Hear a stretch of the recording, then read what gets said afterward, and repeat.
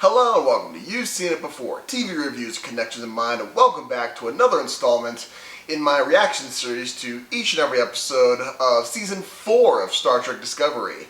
Now, if you've never seen one of my reaction episodes before, this is just where I give my summation of the latest episode of Star Trek Discovery, or whatever series I happen to be reviewing. I give some thoughts on what I liked and disliked, what I thought worked and didn't work, as well as some analysis of certain plot developments, character arcs that may seem familiar to you, or at least did to me, and where you may have seen them before. Now, this will be a full spoiler review and reaction of the latest episode of Star Trek Discovery, so if you have not seen the episode yet, I highly recommend going back and doing so at this time and coming back when you have. With that in mind, let's get into Star Trek Discovery Season 4, Episode 2, entitled Anomaly. Now, this episode picks up right after the aftermath of the first episode, where planet Quaijon has been destroyed by an unknown spatial anomaly. Obviously, Book is distraught after that. He may well be one of the last resident of Quaijon left alive in the galaxy. Who knows how many others survived or were off-world at the time. And in the meantime, the crew of Discovery is tasked by the Federation Council to investigate, have an exploratory mission to this anomaly and send a ship into this anomaly to gather more data so that they can properly know what they're dealing with, so that they can form a plan to counter it and understand it. While all this is going on, they get to the anomaly, and Saru has rejoined the crew of Discovery as unofficial science officer, first officer, or not first officer, but a science officer, and without official rank on the on Discovery. He's now Mr. Saru, and he's now acting as a sort of a counselor and a sounding board for Burnham as she's trying to navigate Book's ordeal, because it turns out that Book's ship is the only craft capable of entering the anomaly without with any real chance of gathering the data that they require and coming out safely. However, obviously, Book, while he's the best, most qualified person to lead to fly this mission, he's in a understandably distraught time in his life, and Burnham assigns Stamets to be the co-pilot slash science officer on this mission, so that he can conduct the scans while Book flies the ship, and they can sort the readings. However, they both have some personal baggage with each other that they have to deal with. So they go on this Book and Stamets via a hololink, a neural link, while his body's engineering, his mind's linked to a holographic body in Book's ship, while they're inside the anomaly doing these tests. They have their moments. Meanwhile, outside, the ship is Discovery is getting battered about, and the Book is very clearly suffering from these events. He's suffering from hallucinations. He's kind of losing it a little bit in the mission. However, Burnham is able, through a private comm link, is able to calm his mind, escort him through these emotions, and then she coaches him to ride the storm through the excuse me, out of the anomaly. And they manage to get the data that they require, which is a lot. However, it seems through this analysis, they know that all they know is they have more questions than answers at this point. And the only thing they seem to know after all this is that the anomaly is, at this point, still beyond their understanding. So that's where we leave this episode. What I think worked about this episode is that I like that they're ratcheting up the tension of this episode. I like the fact that they're running into things that they know nothing about and they're overmatched by. So we're setting the stakes well. And while yes, there is that that habit of world-ending stakes every single season, this one I like that it's a at least right now. We'll see how it fares going forward. We'll see. For now, it seems to be a natural phenomenon that they know nothing about, and their science doesn't seem to be able to understand it yet.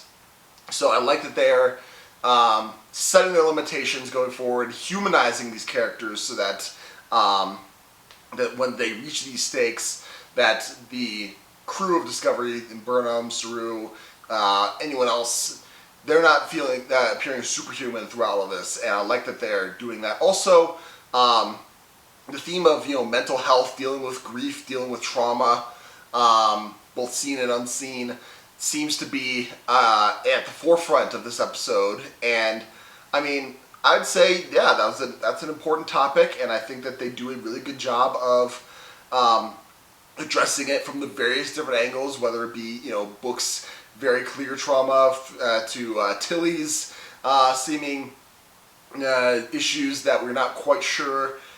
She doesn't know herself what her issues might be, but she knows that she needs to talk about it. So there's that's a very important topic, and I think good on Discovery for tackling that.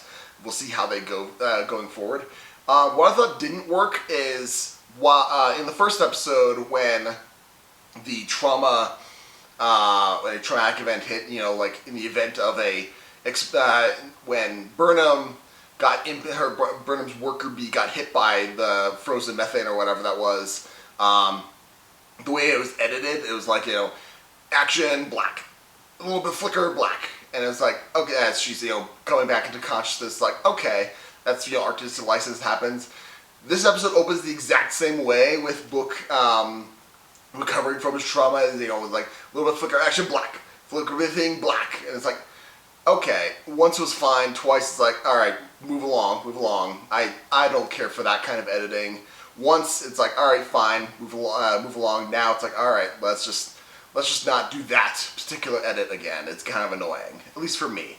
But overall, I thought that this was actually a really good episode. My favorite line of this episode is when I guess the computer is now named Zora, and when the anomaly hits and artificial gravity is knocked offline, and everyone's floating in the air. Apologies. And Burnham's asks like, "Computer, how long is this gonna last?" And the computer goes like, "It will pass in now." And then everyone drops on the ground, and it's like, all right, that was a funny read. I like that. Give the computer a little personality. I like that. That got a laugh out of me. So I like that, and I also like how Saru and Burnham, they already are kind of going through this in the previous seasons, but this one, especially these past couple episodes, I like how Saru is now becoming like he's now Mr. Saru, and obviously they're trying to evoke a Kirk Spock dynamic where Saru is now the voice of reason and to Burnham's emotion and turmoil. Much like how Spock was often the voice of reason to Kirk, and I like how that works out. Hopefully they don't overplay it in this season, but for what I saw this episode, I kind of like that. So overall, pretty fun episode. Some things I saw that seemed familiar to me, like some beats from Trek past.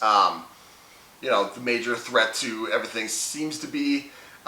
They seem to be determining that this anomaly has something to do with a black hole. Kind of reminded me of Star Trek 09, how the black holes tended to be the big threat in that, whether to planets and life in the Federation at that point. The fact that you have two people in a small craft, and one had just experienced a huge tragedy, and the other's just trying to get them to open up and grieve with the process. Kind of reminded me of Star Trek Enterprise, the episode First Flight, where Archer and T'Pol are in the shuttle, and T'Pol's basically helping Archer work through his grief at losing his friend in an accident. So there's that going on. Also, I believe it was the Star Trek Voyager episode, I believe it was One Small Step, I think that's what it was called, where the Delta Flyer goes into that crazy space anomaly, and they're trying to get data from inside it, and there's tension inside between the ship, between Voyager and the Flyer, as like, you gotta get out of there now. It's like, no, I can do this. No, you gotta get out of there now. And it's like, how are we gonna get him out of there? That kind of reminded me of that in this episode, and as well as once it came time to ride the wave out of the anomaly. Maybe think of, I believe it was the Star Trek Next Generation episode, I believe it was called Force of Nature, where the anomaly in the rift that once they rescue the ship, and then it's like, oh, they don't have enough momentum to get out of it. It's like, all right, well, we're gonna have to ride these distortion waves out clear of this anomaly. Very similar to how Book's ship manages to make it out of the anomaly with the data that they require. So those are just some connections that I saw in this episode. What did you think of this latest of episode 2 of season 4 of Discovery? Did you like it? Did you not like it? Did I miss any connections? I probably missed something.